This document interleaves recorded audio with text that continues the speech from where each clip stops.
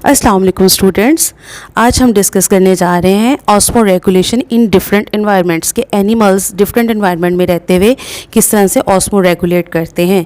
तो सबसे पहले हम एनवायरनमेंट देख लेते हैं। बेसिकली 3 तरह के एनवायरनमेंट होते हैं, marine, fresh water and terrestrial environment.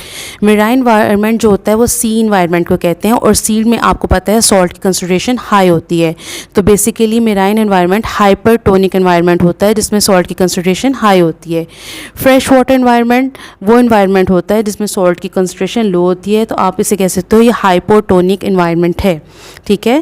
Third आ जाता है टेरेस्ट्रियल एनवायरनमेंट। टेरेस्ट्रियल जो कि आपको मीनिंग से पता चल रहा है ड्राई लैंड को कहते हैं। तो ऐसा एनवायरनमेंट जो बहुत ज़्यादा ड्राई कंडीशंस से रिलेटेड होगा वो टेरेस्ट्रियल एनवायरनमेंट आ जाएगा। तो हम 1 बाय 1 इसको डिस्कस कर लेते हैं।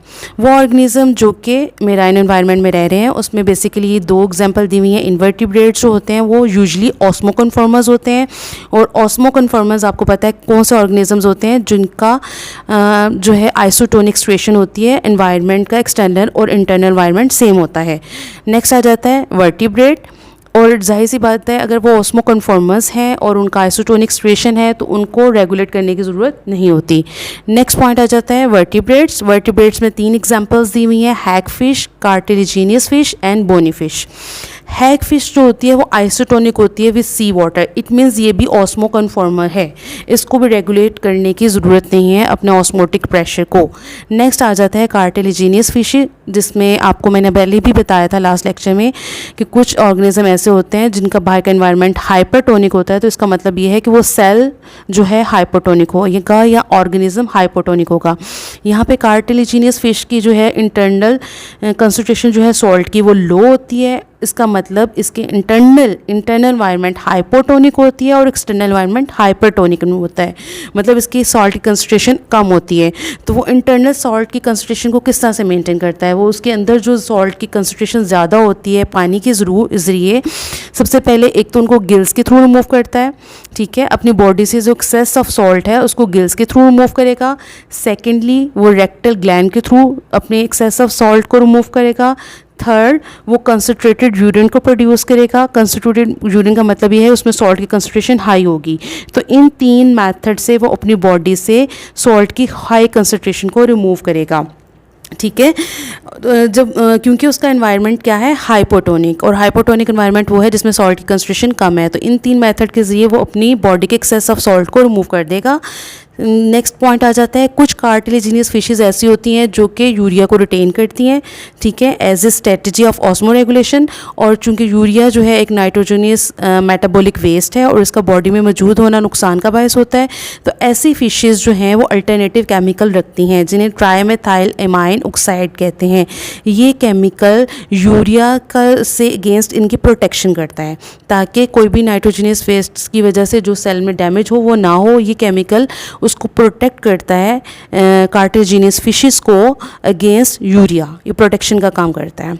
ठीक है, नेक्स्ट आ जाता है बोनी फिशेस। बोनी फिशेस में भी लो इंटरनल सॉल्ट कंसंट्रेशन होती है, यहाँ पे भी ये हाइपोटोनिक एनवायरनमेंट है। ठीक है, और बोनी फिशेस कहा जाता है कि फ्रेश वाटर फिशेस से इनके इंसेस्टर है, वहाँ से ये मेराइन की तरफ आई है। तो इसका हाइपोटोनिक इंटरनल एनवायरनमेंट होता है। ठीक है, और ये किस तरह से मेंटेन करती है, ये भी कंसंट्रेटेड यूरिन प्रोड्यूस करती है। ठीक है, बहुत ज़्यादा पानी को लेती है और जो सॉल्ट की अमाउंट होती है वो कंसंट्रेटेड यूरिन की सूरत में जो है कंपनसेट करती है, मतलब जो सॉल्ट बहुत ज़्यादा होता है उसको यूरिन के थ्रू मूव कर देती है और वाटर का लॉस कम से कम करती है। इस तरह से वो अपनी हाइपोटोनिक कंडीशन को मेनटेन करती है। ये अडेप्टेशंस ये दोनों फॉलो करते हैं। ठीक है, नेक्स्ट आ जाता है फ्रेश वाटर एनवायरनमेंट। इसमें फ्रेश वाटर में आपका फ्रेश वाटर होते कौन कौन से हैं, इसमें लेक्स आ जाता है, पॉन्ड्स आ जाता है, रिवर आ जाता है। इनमें सॉल्ट की कंसंट्रेशन कम होती है। ठीक है, इसकी एग्जांपल्स में एक तो फ्रेश वाटर प्रोटोजोआज लिए गए हैं जिसमें अमीबा और पैरामीशियम है और इनमें कंट्रैक्टाइल वैक्यूल होता है। आपको पता है फ्रेश वाटर हाइपोटोनिक एनवायरनमेंट है तो सेल के अंदर बहुत ज़्यादा पानी जाएगा तो वो पंप आउट करते हैं एक्सेस वाटर को। जो भी एक्सेस वाटर सेल के अंदर जाता है वो इनके कंट्रैक्टाइल वैक्यूल के थ्रू बाहर आ जाता है और सेल का जो स्ट्रक्चर है वो मेंटेन रहता है, रेगुलेट रहता है। नेक्स्ट एग्जांपल आ जाती है फिशेस की। फिशेस भी क्या करती हैं, जाहिर सी बात है ये हाइपोटोनिक एनवायरनमेंट है तो इसमें बहुत ज़्यादा पानी का अंदर सेल के अंदर भरेगा, तो वो क्या करती हैं रिमूव करती हैं एक्सेस वाटर को बाय डिल्यूट यूरिन। बहुत ज़्यादा डिल्यूट यूरिन प्रोड्यूस प्रोड्यूस होगा, जिसकी वजह से एक्सेस ऑफ वाटर यहाँ पर रिमूव हो जाएगा। लेकिन यहाँ पे एक इशू होता है, वो ये होता है यूरिन के साथ कहीं ना कहीं सॉल्ट भी बॉडी से रिमूव हो रहा होता है। तो वो वाला सॉल्ट जो बॉडी से रिमूव हो रहा होता है उसको किस तरह से मेंटेन करना होता है, वो सॉल्ट की कंसंट्रेशन को किस तरह से मेंटेन करते हैं, मैंने आपको बताया था। जैसे कि अगर इन्वायरमेंट हाइपोटोनिक है तो इसका मतलब ये है कि फ़िश का इंटरनल इन्वायरमेंट हाइपरटोनिक है, उसको सॉल्ट की कंसंट्रेशन की ज़रूरत है। तो ये सॉल्ट को किस तरह से कंपनसेट करेगा, एक तो ये सॉल्ट कंटेनिंग फूड्स को लेगा, ठीक है, दूसरा ये गिल्स और स्किन के थ्रू अपटेक करेगा पानी से सॉल्ट की, ठीक है। ये दो चीज़ों से अपनी बॉडी के सॉल्ट की कंसंट्रेशन को मेंटेन करेगा। Is it clear? थर्ड आ जाता है टेरेस्ट्रियल एनवायरनमेंट। टेरेस्ट्रियल एनवायरनमेंट का मतलब ये है कि बहुत ज़्यादा ड्राई कंडीशन में है, तो इसमें सबसे ज़्यादा ख़तरा होगा इवेपोरेशन की वजह से डिहाइड्रेशन का। अब डिहाइड्रेशन से किस तरह से बचना है, उसके लिए कौन कौन सी अडेप्टेशन है। सबसे पहले आर्थ्रोपोड्स आ जाते हैं जिनका जिक्र किया गया है, ठीक है। उनमें वैक्सी एक्सोस्केलेटन होता है। वैक्सी एक्सोस्केलेटन क्या करता है, ऊपर प्रोटेक्टिव लेयर बनाता है जो कि पानी के लॉस से बचाती है, ठीक है। इनके जो अंदर वाटर होता है उसको प्रिजर्व करती है।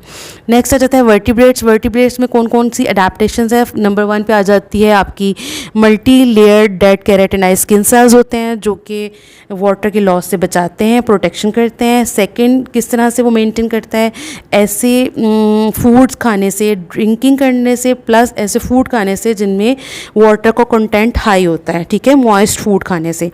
थर्ड, एनिमल्स अपनी बिहेवियरल और मेटाबॉलिक अडेप्टेशंस भी करते हैं। जैसे कि आपको भी पता है जब गर्मी हो तो आप शेल्टर में जाने की कोशिश करते हैं, आप खुद को बचाते हैं ताकि बॉडी से एक्सेस ऑफ वाटर जो है वो रिमूव ना हो, ठीक है। तो इस तरह बिहेवियरल चेंजेस भी होती हैं, मेटाबॉलिक अडेप्टेशंस भी होती है। इसके एग्जांपल ये है कि कैंगरू रैट, जैसे कि उन्होंने बताया है, बहुत ज़्यादा ऐसी सीड्स खाता है जिनमें कार्बोहाइड्रेट का कंटेंट ज़्यादा होता है और उसके मेटाबॉलिज्म से ही वाटर प्रोड्यूस हो जाता है, और ये वाटर के बगैर, मतलब पानी को पिए बगैर सर्वाइव कर सकता है, क्योंकि उनके मेटाबॉलिज्म के दरमियान जो प्रोड्यूस हो रहा होता है वो उसके सर्वाइवल के लिए काफ़ी होता है।